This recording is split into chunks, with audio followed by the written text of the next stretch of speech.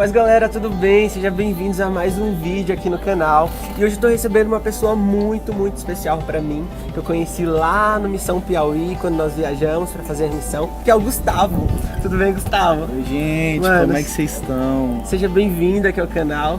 Tô muito feliz de você estar aqui. Eu tô muito feliz também. Então fique à vontade, o canal é seu também. Tudo bom? Eu quero apresentar o Gustavo pra vocês, não sei se vocês todos conhecem, provavelmente vocês já ouviram falar aí na internet, o pessoal que nos segue, porque ele também é bem famosinho, sabe? Que susto! E o Gustavo, ele tem um testemunho muito impactante, que eu tenho certeza que vai falar ao seu coração, vai tocar na sua vida. Gustavo, eu fiz um vídeo no meu canal onde eu falava sobre homossexualidade na igreja, né? E hoje esse vídeo ele tá com mais de 7 mil visualizações. E eu recebo diariamente muitos e-mails de pessoas que passam por isso, que sofrem, né, por gostar de pessoas do mesmo sexo, sendo da igreja. Sim. E elas não sabem como agir. A igreja, eu acredito que também não estava preparada para falar muito bem sobre esse assunto. E como eu te conheci, eu sei que o seu testemunho é incrível, eu falei, Gustavo é a pessoa certa pra gente falar sobre esse assunto, porque ele sabe do que ele tá falando, ele já viveu essa história, então eu sei que o que você passou hoje pode curar outras pessoas. E eu queria conhecer um pouco mais sobre a sua história. Apresenta aí pra galera, fala um pouco mais de você. Então, gente, meu nome é Gustavo Balieiro, aquele, né, siga nas redes sociais.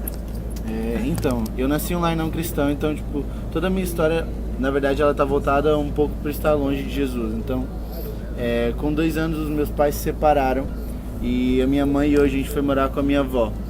E lá tinha muitas mulheres, a casa da minha avó sempre teve muita gente. E desde criança eu desenvolvi uma tendência homossexual muito grande por isso, por ter muitas influências femininas, brincar só com meninas e tal.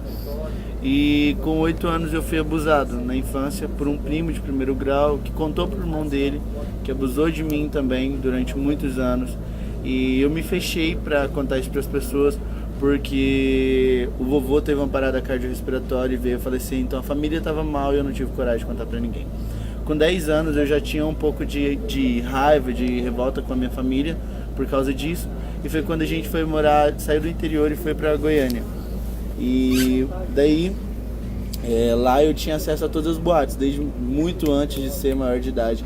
Eu acessava as boates porque os caras queriam algo novo, né? Então, como eu era uma pessoa nova em Goiânia, os caras pagavam pra eu entrar e tal. Então, eu passei a entregar o meu coração tudo a isso. A desonrar minha mãe, a desonrar minha família, não pela questão da homossexualidade, mas pela vida que eu vivi, assim. Uma vida sem pudor, uma vida sem um ponto de olha, até aqui que você pode ir. E por essa carência, não só de pai, de família, mas principalmente de Jesus, com 15 anos eu conheci um cara pelas redes sociais, na época era MSN. Eu lembro. E a minha carência de Jesus era tão grande que no mesmo dia que eu conheci, a gente ficou, eu não sabia nada sobre ele. E daí alguns dias eu descobri, depois da gente ter ficado, eu descobri que esse cara fazia parte de uma galera que eles passam HIV para as outras pessoas propositalmente. Nossa, existe isso? Existe. Existem pessoas no mundo inteiro e eu pensei que era algo que teria acontecido só comigo. Mas eles têm grupo no WhatsApp, eles fazem uma enquete. Lá em Goiânia eles usam o adjetivo carimbar, o verbo carimbar. Carimbei o Gustavo. Ele é um dos nossos agora. Fulano tá carimbado. Daí, como eu era um menino, eu tava passando a ser conhecido e então eu passei a estar na vista deles, né? Uhum. E aí eles me carimbaram. E com 15 anos eu descobri que eu tinha HIV e foi, o fim da minha vida. Porque minha mãe cuidava de pessoas com HIV, a minha mãe é professora e ela cuidava de pessoas com HIV dentro da minha casa para essas pessoas darem palestras na escola onde ela dava aula. Então eu sabia como a doença funcionava, eu sabia o que eu tinha que evitar, o que eu não podia fazer e tal. E aí foi quando eu comecei a desenvolver uma depressão em mim, pelo fato do abuso, e agora o fato do HIV e eu não podia contar pra ninguém. A sua família ainda não ia pra igreja e nem você? Não. A única pessoa que era, até então, a única pessoa que era cristã da minha família era um tio, mas a gente nem tinha tanto convívio, eu principalmente evitava o convívio por ele ser cristão, porque eu achava um pouco de balela, essa história assim, crente é muito barulhento e tal. E daí eu comecei a emagrecer, entrei em uma anemia profunda por causa da depressão e por causa que a minha imunidade é muito baixa e eu comecei a responder à doença rápido. Então quando eu conheci Jesus eu usava 36 feminino Então eu tava bem magrinho por causa da anemia, por causa que eu não comia. Eu chorava até desmaiar. E aí foi quando eu comecei a entender de por que a Bíblia diz que o salário do pecado é a morte. Porque eu busquei tudo isso com a minha força e com toda a força que o pecado tinha, ele me tomou e tomou a minha vida. Porque você começa a entender de que quando o pecado ele tenta matar o seu corpo, na verdade o seu espírito já está morto há muito tempo. Então quando Satanás tentou levar a minha vida, ele já sabia que eu estava morto há muito tempo. Daí foi quando eu descobri não, um rapaz me parou na rua e falou de Jesus pra mim. Eu tipo, mano, sabia que Jesus tem um plano pra você. Daí eu falei, não é possível, mano, todo mundo só me frustrou, todo mundo só me machucou, não é possível. Será que ainda há esperança? Não é possível, né? Que alguém ainda goste de mim e tal. E foi quando eu comecei a ir pra igreja, frequentar a igreja, chorava com toda aquela pessoa, sabe, frequentador, tipo, eu tô aqui só conhecendo. E daí no dia 11 de abril de 2011 eu conheci Jesus. Jesus usou uma pessoa pra falar comigo. E alguns meses depois eu não tinha contado pra minha mãe, porque minha esperança era morrer e morrer em paz. Por causa do HIV, tipo, ir pro céu. Você já tinha aceitado aquela situação. Já.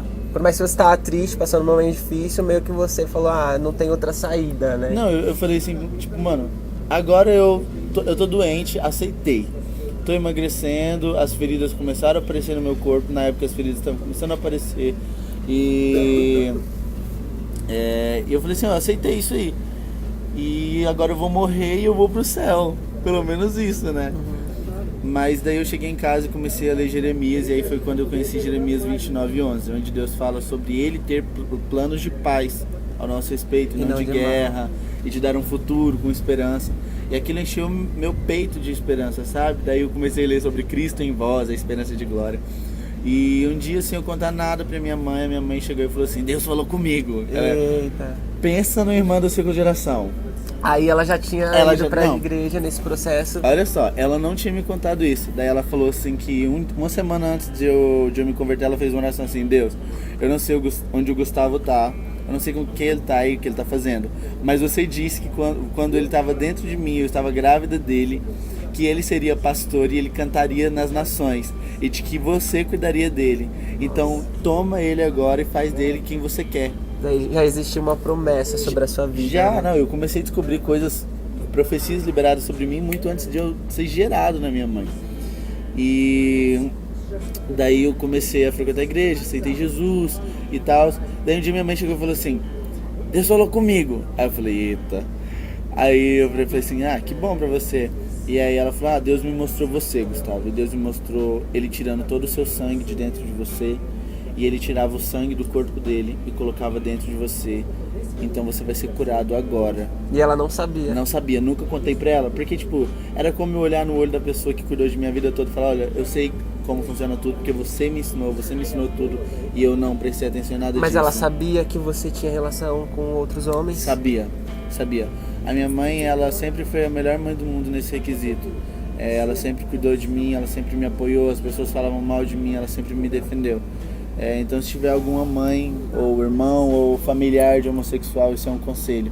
Se o mundo tá atacando pedras no seu familiar, amigo, sei lá, conhecido, que ele é homossexual, lésbica, travesti, transexual, independentemente do que ele for, o conselho que eu posso dar é, faça como Jesus faria. Porque Jesus nunca chegou em mim e disse assim, Gustavo, você é gay e tal. E eu vejo muito essa atitude de Jesus na minha mãe. Ela nunca chegou em mim e falou assim, você deixou de ser o meu filho por ser gay. Pelo contrário, ela falou assim, eu te amo igualmente. E assim Jesus sempre fez, sabe? Eu te amo igualmente todo mundo. Daí eu comecei a reagir à profecia da minha mãe. E aí comecei a ter força, a ter saúde, comecei a engordar de novo. E com um ano mais ou menos que a minha mãe liberou a profecia sobre mim, eu tinha um acompanhamento com uma psicóloga, tenho até hoje. E eu chamei ela para refazer o exame HIV comigo. Chegando lá foi uma tribulação, a médica me maltratou e tal. Mas no final eu descobri que o exame tinha dado negativo para HIV. Tipo, ela falou assim, olha, nós colhemos seu sangue, tá aqui. Para a coleta que nós fizemos 3 exames e os 3 deu negativo para HIV. Aí eu fiquei tipo... Você já tinha feito um anteriormente? Eu já sabia que estava comprovado em mim o HIV. Então, tipo, eu sou a prova viva de que Jesus é real, sabe? E acho que é o motivo de eu poder virar e falar assim, mano, não é só a questão da homossexualidade, é a questão daquilo que você leva dentro de você. Se você for homossexual, você se sente homossexual e tá me ouvindo, eu sei que você se sente ferido, eu sei que você não gosta de ser homossexual, e eu sei que você, se pudesse, escolheria outra vida. E é esse o legal de Jesus, é porque ele sempre está disponível a te dar uma chance de viver uma nova vida. E eu abracei essa nova vida com todas as forças, daí Jesus agora começa a me levar nos lugares. Eu sou lá de Goiânia e tô aqui em São Paulo, Jesus me trouxe para pregar, para cantar aqui, para manifestar o reino dele. São coisas que eu nunca esperava, um futuro que eu nunca esperava para mim, Jesus me proporcionou. Mas você acha que a pessoa pode ser liberta para sempre? Você acha que existem casos e casos? Você acha que tem pessoas que vai lidar com isso o resto da sua vida e vai ter que se negar todos os dias? O que você pensa a esse respeito? Tá. E é isso, galera, a gente encerra esse bate-papo muito incrível, que provavelmente você vai assistir em 2 partes, porque o vídeo ficou muito grande, mas é porque o assunto, sabe, tá tão gostoso o papo, e o assunto também é tão importante nos dias de hoje, que a gente precisava colocar com detalhes isso aqui pra você, e por isso que a gente dividiu em 2 partes. Mas muito obrigado, segue o Gustavo nas redes sociais dele, eu vou deixar todos os links aqui na descrição, vou colocar aqui também na tela, então segue ele, leva ele pra sua igreja. Galera, é isso, um grande beijo e até o próximo vídeo. Tchau, gente.